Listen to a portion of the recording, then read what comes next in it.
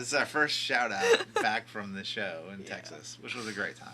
It was. It was unexpectedly wonderful. I mean, we have a song called No Road Back to Texas, but we found our way back. Don't tell the Texans. People like it. Even the Texas people like it.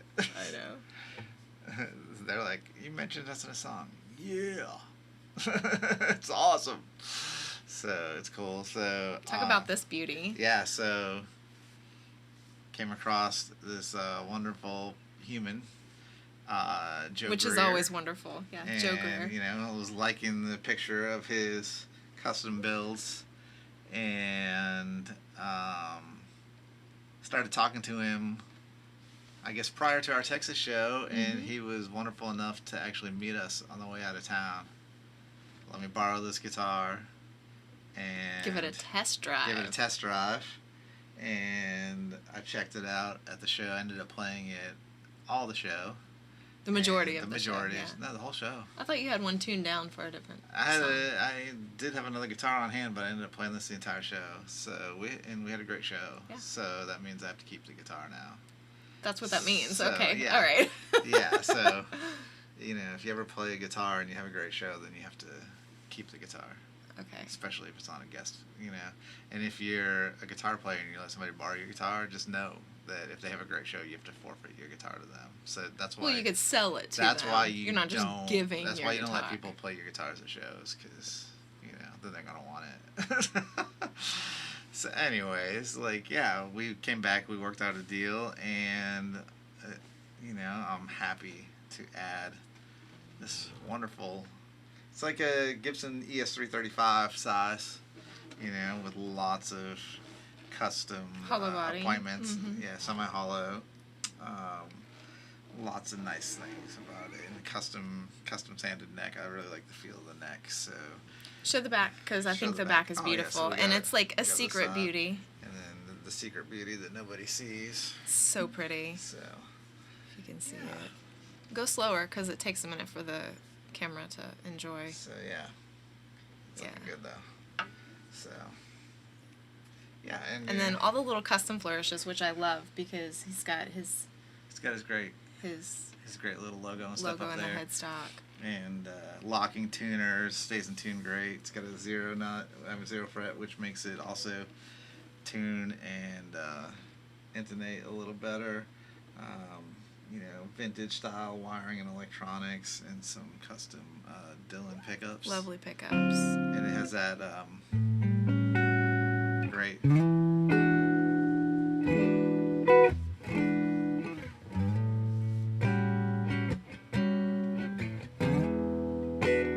It does have a vibe. I love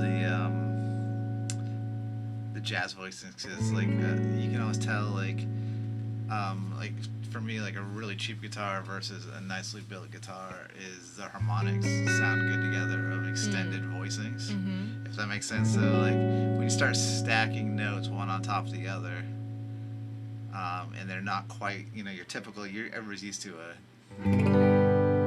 like that voicing. You play it, you know. Well, when you stack voicings that are close to each other, or less typical, or less, I guess, like, you know, friendly. I don't know, you know, when there's more tension. Okay. You know, I guess in the chord. So as you extend it out, sometimes, like, if it doesn't intonate well, or it's a cheaper guitar, it might not do it justice, or it might sound wrong, if that makes sense. Okay. You know? So you get all those things, and you get.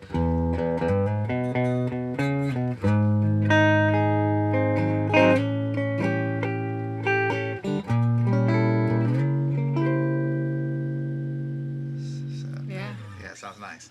So excited to play it. Welcome to the family. Welcome to the family. Welcome to the family. I'm sure you know, if you come see us live, you'll be checking out the new guitar. Yeah. And you know, happy to have met Joe, and hopefully maybe establish like a longer relationship. Friendship. Yeah, for sure. Friendship, and maybe, who knows? Already thinking about the next one. He's got a young person in his family too. In true guitar player fashion. Oh, yeah, you're silly. But he's got a young person in his family that also is wishing to delve into musical things. So, yeah, that's it's inspiring to see a young person coming up and their father building instruments and him wanting to build his own instrument. And that's just a lovely. I think he's already started to build some. That's amazing. At least one. I think. So yeah. Anyhow, happy with that. Of course, the "Gimme" one reason is not a song that we've played very much through the years, but we did do the shout out of it, and we played it more when we first started, when I only had 2 songs that I sang. Right. And that was, I think, the 3rd song and I picked up. And it's an easy song to pick up for a guitar player, especially, and I think, and there's other appointments in the song that we kind of didn't touch upon today, but. Like the speeding up? The speeding up, and we might have sped up some. Oh, I love that, I want to say I that love it to actually, listen to it. I want to say that it modulates, but I don't remember. Doesn't it go up a key at some point? I don't know. I'm not really sure. I don't know. And then we just sort of do our own thing. We just sort of did our own thing from memory today, but I think the tendency with like those 3-chord type of progressions that maybe feel easy to play. At least my tendency is I have to almost, I used to watch a keyboard player and he'd sit on one hand sometimes because the tendency to overplay, and I wish that physically sit on his hand. Physically sit on it and just play with his right hand so that he wouldn't be stepping on the vocals when they sang, because the tendency is, I've expressed to you the saying that if it's easy to perform, then it must not be right, because I think we're always pushing ourselves to be better. So sometimes as a musician, especially as an improviser, and you're living on the edge, and you're constantly trying to push the envelope, sometimes like the easier songs can get destroyed by overplaying or playing too much, or not giving it the space that it needs to breathe because it feels easy to perform. But the hard part of it is actually the showing restraint. Yeah. Well, it forces perfection or close to perfection in the bits that are present. So, for instance, if you were to create a piece of art that was a white canvas with a red circle in the middle, just white canvas, red circle in the middle, if you filled in all the space that was white with other things, then no longer would the focus be on the red circle, right? Right. So by having that one thing be the focus, though you don't have all the flourish around it, you truly have nothing else to focus on. So it better be a really good red circle. Right. So the same with the note. Like if there's a lot of space, you have to make those notes that you're doing really purposeful. Well, I noticed, with this one, especially as a one guitar performance, the beauty of the song is in the rhythmic placement. Like,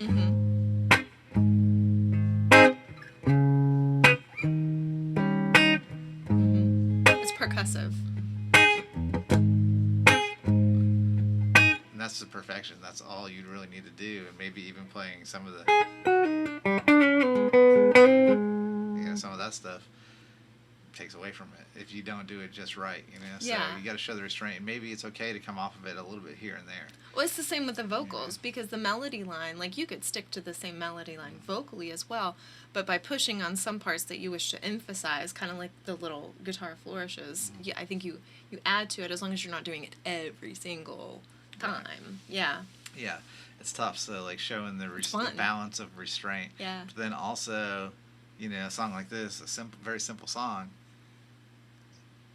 is also a great place to shine too for a band, because then when you have multiple people being able to hold down the parts, then one person can kind of go off and do their own thing, and as long as, but then it's up to the other band members to show restraint, right? Until take turns until it's their turn, or sometimes it's cool for everybody to lose restraint and go off, and come back, but and recongeal. That's when you're riding on the edge because you got to get back in and not lose the momentum of the song or the feel of the song somewhere in the I guess challenging bits, So well, that's all about fun. That's some of the technical stuff, and I think lyrically, it's a very important song too, because you can love somebody and want to be in relationship with them, but if they're not in it as much as you're in it, it just doesn't. It's like trying to roller skate with like flat wheels or something. You're just kind of like, it's all wonky. It doesn't work I right. like the imagery, yeah. And I think that's another important point, is that a lot of times, the sole job of the musicians in the band is to support. If you can support and envelop like the meaning behind the song, or for the singer to present it, kind of and get out of the way when need to be out of the way, then you've done your job, and that's sometimes the hard part, because you keep, you tend to think that it's weird, because even as a musician in an ensemble, it's weird that you would think that all eyes are on you, because they're usually not. Right. You know what I mean? Right. And like, even as the front person, right, I can look out and see different people taking in different parts of the show, and even if I weren't paying attention to that, even if I'm blinded by stage lights, listening to conversations after we get off the stage, people coming to you, people going to the other band members, and going, wow, you're really fun to watch. We're all our main characters in our own mind, because that's where we live. I live inside of my skin, and though I try to put myself in other people's shoes, really my experience is only through my lens. So to come outside of that and recognize that what I do should be an enhancement to what you're doing, and what the other people on the stage are doing, and you guys should have that same camaraderie with me, so that we all elevate the song, not just our own performance. And if you're doing a solo, we give space to that so that it enhances the song. Yeah, we're in it for a little bit of glory, but for the main idea is to present the song. And to that point, I think that, I'm glad I've evolved, and I've never been one to get like stage fright, stage excitement sometimes, or a little on edge before a show, but never true stage fright, like you hear people throwing up against stage, and all this stuff. And, my thought recently has evolved to even give me less excitement, or I get excited because I want to play guitar and I want to perform songs, and I like that part of it, and I want the audience to participate. But even less so, it's like we tend to, as musicians, rank important gigs. Oh, this gig's really important, or somebody of high profile is going to be here, or this type of thing. And recently, in the past several months, I guess you could say, I've come to the conclusion that there is really no reason to get excited, overly excited, or amped up, or stressed out over a particular gig, because you can only play as good as you can play. Right. It's like, and actually, stress and overexcitement infringe on your ability to play properly. Which is like, probably the double-edged sword of why some people feel like they play better after a beer or two, because even though their perception, they may lose the edge because of the faculties, or if you have too being much, able to play well. If you have too much, but like having a beer or two, or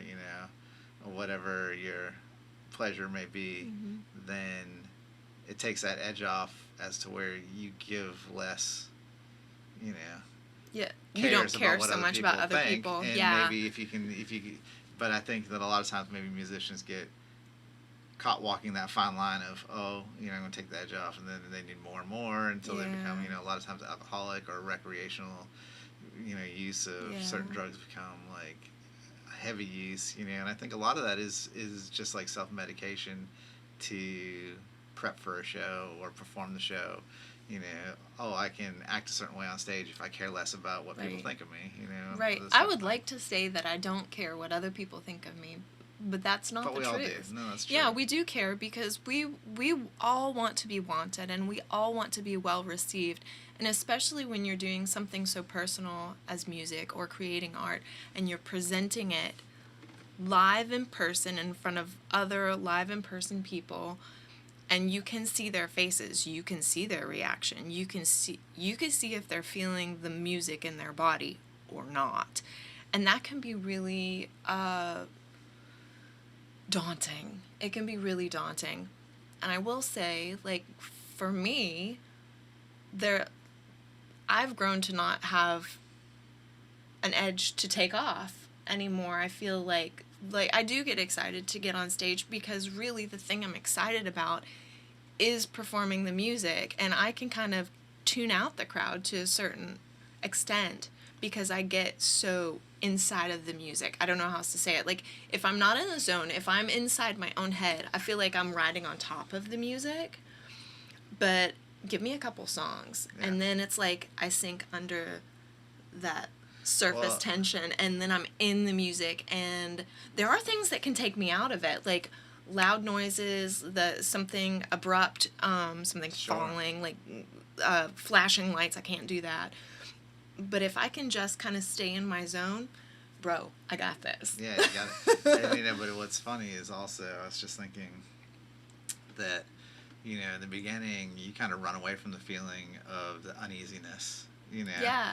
And then as you got to channel it. But eventually, you grow to miss it.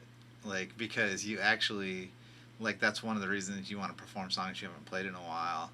Because you're like, oh, can I remember this? Yeah, Ooh, I think I can. A little bit. And it's kind of like you're chasing the feeling of being on the edge. Yeah. Of not being able to perform it, you know, well, or worrying about your performance. Sometimes, though, we will do a song that I wrote the lyrics to. Like, I wrote them. We perform it every time we play, sort of thing. And all of a sudden, the lyrics will, in the middle of me singing them, the next ones will just float out of my head. And I'm like, I'm going to have to pretend that I know what these lyrics are now. Well, there's this point where I think performance becomes so much muscle memory recital. It's like muscle memory recital that you have now gone to the point where, oh no, I thought about the song and my conscious mind I don't know where doesn't I'm know at how in to it. perform this anymore. But my subconscious mind does and has forever. If I can slip back into that subconscious there's been times where I've literally thought, like, okay, like, you're worrying about a change coming up. You're worrying about it. You're going to mess up. Yeah. You're going to mess up before you get to the change. Just get to the change and your hands will do the right thing. It'll be fine. And lo and behold, for some reason, you get to the point where you don't know what you're supposed to play, but your hand does it. And then you're like, okay, I'm going to remember that that's an E minor. So next time we play this song, if I freak out, I know where I'm going in my mind. And it's so funny. I funny. don't have to rely upon my outside of your body, mind to perform. I don't know that you've just experienced that. And most of the time, people don't know that I've forgotten lyrics and just substituted in other ones or gotten there, and all of a sudden my mouth knows how to make those words again. Well, and the crazy part is that, you know, they've proven that, so the way brains work is like tiny snapshots, right, of moments, like tiny snapshots. It's not like a video reel. Right, so, like, that's why things, like, that you deem as not important in eyewitness testimony is so unreliable because a lot of times the brain's not deeming things as important, so it's filling in the blanks on its own off to the side. You know, and that's why nobody's ever seen Bigfoot. You're making a movie that's not really there, you know? Right, because he exists in the outside where you never see him. Yep. But you think he's a tree. But to my point is that when you're performing music, it's proven that your brain takes more snapshots per second. So it feels like, that's why when you're on stage, it can feel like you're prolonging time. Like, you're like, wow, we just played an hour. Yeah. The time goes by quickly because your brain is processing more snapshots. And that's also why mistakes seem to live in eternity in your brain. Yeah. Because if you make a mistake, literally, I've heard mistakes back on record playback that I could barely identify myself that I thought were major mistakes in the moment. And they were maybe like a 30-second note. I find... not even that. Like a 0.3 second. Most people would like passing never tone. even hear it. Like, and you'd have to slow it down, isolate it, and point it out to somebody. Yet in the performance of it, it feels massive. It felt like, oh, I just went off the rails, and now it's starting to affect your performance. So, like, that's, it does. You know, if you concentrate on the mistake that you made, you will make more. You have to be. You have to be able to be in the moment and let it go. And it's a weird juxtaposition because you simultaneously have to be completely able to recall an entire song and your entire catalog throughout the night, and including for you lyrics or for me notes, solos, you know, arrangements, keys, arrangements, you know, chords, voicings, all the things you want to do, but at the same time be accessing all that deep memory, but at the same time have a very short-term memory when it comes to mistakes, to the point where it just comes and it goes. You have to be in the moment. Yeah, you have to just let it flow through you. Yeah, which whether it's the good or the bad. You're in the moment, but you're also trying to draw from the past to recall all the stuff you need to perform. You also can't ruminate on the really cool stuff either. If I'm like, hey, that was a really cool lick Dave just did, I'll miss my entrance. You know, or if I'm like, oh, That's I like happened. that. I have done that. I've actually come over to be like, hey, that was cool, and you're like, what are you doing right now? Because it's your turn. Time to perform. And now we're doing another loop through the solo, which doesn't hurt anybody's feelings. No, not at all.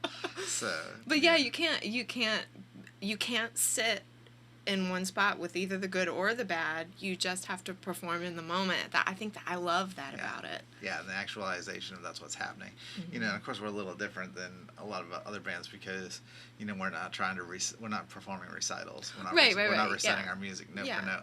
So that's more fun. In that sense, we have the creativity, you know, constantly conflicting with the memory of this is how the song goes. And listening. You know, because you constantly have to be listening to if somebody's ready to, because sometimes people get, in the band, you get antsy. And it's like Joe or Slice, they'll want to do something else. Or you know. And it's like, okay, you got to listen for those moments when they're ready to go so that we can just let them kind of go take a walk for a few minutes and then everybody recongeals and we go and then you know but we're constantly listening. Yeah, because it's weird. You have like all these parts of your brain going on simultaneously. I used to be really anxious for when it was my time to come in, and so I guess I've gotten a little loosey-goosey with that because I'm comfortable coming over and telling you I enjoyed your guitar bit and not worrying what my microphone is up to over there on its own. It's fine because, you know, like you said, especially like if we're not doing a recital. Right. So it's not like, did you miss your part? Did you truly miss it? No, not tonight. You know? Right. It'd be wrong maybe if you came in on a wrong chord or out of key or something of that nature. But it's better to be patient and just let it go through again. Yeah, you know, I think so. Or develop into something different or see what's going to happen. We've found so many cool parts that we've adopted into like the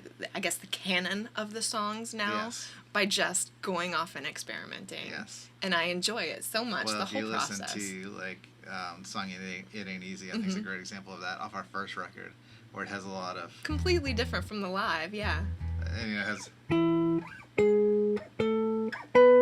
you know, on the recording, like a lot of like double stops and things of that nature, and then now when we play it live, it has like a heavier, distorted, you know, vibe where it's like yeah, and it's really kind of like focusing on more like a, you know, hard rock Led Zeppelin type of vibe. It's pretty cool. Back in February when we went to Florida, we had a long drive, and we put in our first record on CD because our car has a CD player, and we put in Far From the Tree, and we listened to it, and there were so many bits of that. I'm like, oh, we don't do that anymore, or we completely revamped this, or hey, we should re-adopt this back in because it's shifted, and I like this. Sometimes I hear parts or melodies that I'm like, oh, I could adapt that into how we play it now, but like kind of with a boost. And it's not like we've walked completely away from the song. No, you know? no, the bones are still there. But the bones and the structure's all still there. But it's grown up a little bit. Like, they've grown up a little. They've all evolved, you know, and that's nice. I mean, you know, of course we take our cues from the bands we like, you know, and people like the Grateful Dead, they've had songs that they released as a fast song, and then like live it's a slow song 20 years later. You know, or vice versa, where it started off as a really slow song. There's songs that they played in 5 different keys by the time they decided that, you know, what they wanted it to be, and this is how we really like it now. You know, and I think the freedom to do that is great. Yeah. You know, I'll say, I want to go back to like talking about having some stage fright and things like that. I feel like that part of me as a performer has also evolved. Like in the beginning, I was really regimented. I wouldn't eat anything like 4 hours before a gig so that my vocal was clear, and I did all these warm-ups and things, and you know, I just had a regiment of the things that I did or did not do. And then I found I was having problems, and you actually pointed it out. You said you've just got to eat something before you go on stage. And so I started slow, a little nibbly, you know, and had a granola bar or something along those lines. maybe a couple hours before, and slowly like just got closer and closed. closer to showtime, and now I'm like, bring me the pizza, like right before a gig. I don't care anymore, and because I feel healthier, like right. I feel more stable, and I'm happier in my skin, and like a lot. As a performer, you have to do what's right for you, but you also have to figure out what is right for you as a performer. Exactly. Like, it wasn't doing anybody any good that it was bad. An hour into like an hour and a half set that you'd want to pass out. I was shaky. Yeah. I was shaky. I was forgetting lyrics. I was uncomfortable in my body. I didn't want to talk to people. Like, it was just... It was rough. It was uncomfortable to do a gig, and having to plan out your meals around that. There's nothing wrong with those other things, you know. No, like, there's nothing wrong with the regimens, and sometimes, you know, depending on what type of music you're performing and the level you are a performer, every little bit's going to give you an edge. You know? But sometimes, for some performances, and the familiarity issue of performing your own music, knowing your own voice, where you got to go with it, knowing what you can and can't do, it might be, you know, the pizza might be a stretch. I don't think I've ever seen you suck down a pizza right before a show with all the cheese. I've had a couple pieces maybe of once pizza. Or twice here or there, but you know, I've had some pizza. Typically, you keep it pretty clean. I try. Yeah, I do. I am conscious of what I'm putting into my body, and because this is my instrument.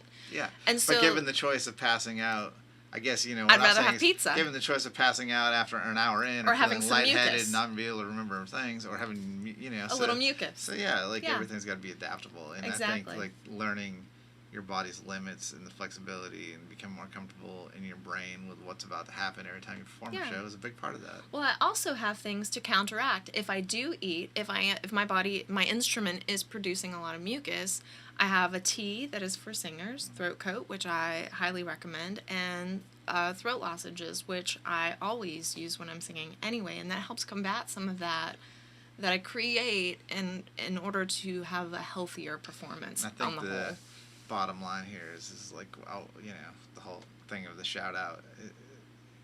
Be comfortable in who you are. Right. You know? Don't try to, you know, I don't need to, like, as we've talked in the past, I don't need to be anybody else. Like, Correct. We should be ourselves. And, you know, I think and that's it's not bad to try the other things. No, like, try what other people are doing. Exactly. But then pull out of it what's good for you. For sure. For sure. Not just because somebody else is doing it.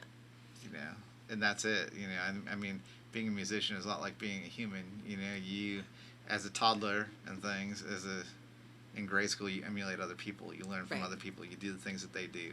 You know, just like a musician, I performed and played just like other people, you know, that I admired. Mm-hmm. And as you grow up, hopefully you grow into your own human. You know? Right. But there are a lot of people that, even as adult humans, they still want to emulate and be the person they were when they were a kid, or be somebody else, or do all these things. Right. And I think, you know, the message to being a great musician is the same message as being a strong person. That is, be yourself. You know, you got to be yourself. You find out who you are so you can be it. Which is it's not as easy as just be yourself, because I feel like people say that as a it sounds almost cliche, but it goes back to what we said. Find who you are, and then get rid of the other stuff, and then be what's left there. Yeah, be what's left there, and just do it. I guarantee it's beautiful. It's a much happier place to be than trying to struggle to be something you're not all the time. Yeah, for sure.